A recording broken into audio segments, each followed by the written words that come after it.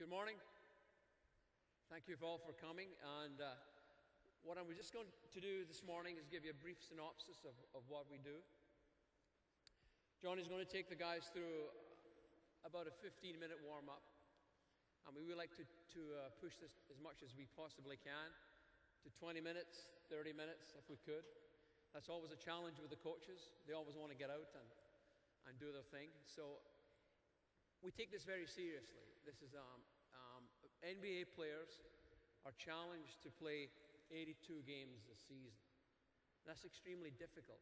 Very few NBA players manage to do that more than once or twice in their career.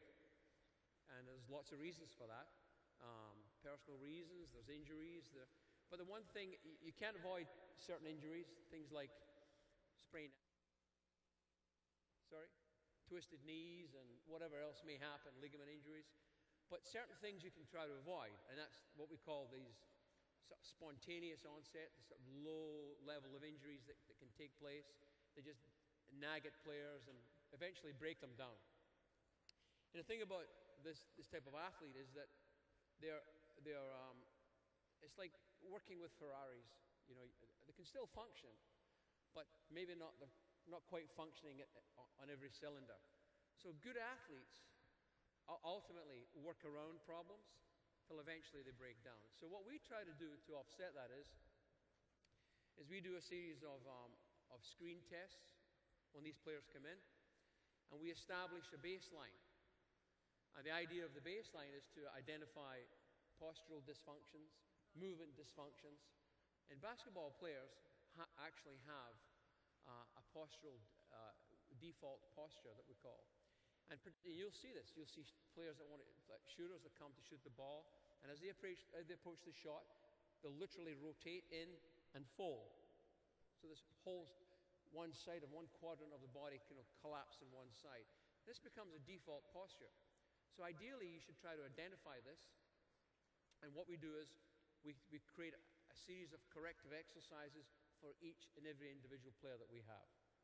And those are mandatory for the most part daily. And we have a board upstairs in the gym with a list of everything on the board that each player has to do mandatory. We have a weight programming that we develop. Again, mandatory, they have to complete 10 workouts per month. And that's difficult to do, considering the schedule that we have. A little more challenging this year, given the amount of back-to-backs, the compressed season. We had 19 games in the month of January, if you think of it like that. It's difficult to try to fulfill all of these challenges that we have for the players. So what you see here is the typical thing we call foam rolling. These are very PVC cylinders that we use, and each player has their own. They have a package in the locker with rollers, stretching straps, and compression balls, and various different pieces of equipment that we use to create pre-game, pre-practice stretching and activation. This is before they get upstairs to the gym or before they come out here. So we try to educate each player on how to do this, and we take a serious approach to it. So John, what he's done here is that he's tried to approach all the different muscle groups in the leg, lower leg, hamstrings, adductors, abductors, calf, and in some cases lower back and glutes. So we try to target all of the major muscle groups and try to establish some activation with the roller. And you'll find this guy's doing it. You find some sore spots in here? Yeah? Okay, Johnny, want to get them up?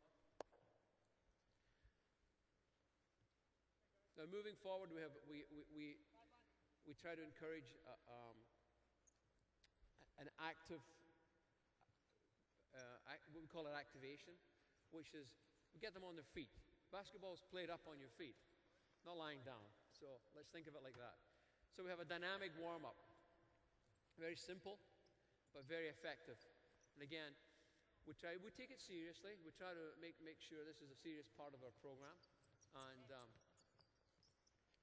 we take it as everybody serious as the coaches take their defensive sets, offensive sets, whatever they're doing. So once we establish these as I'm saying, these programs and defense, these preventative programs, it's up to us to implement that with players.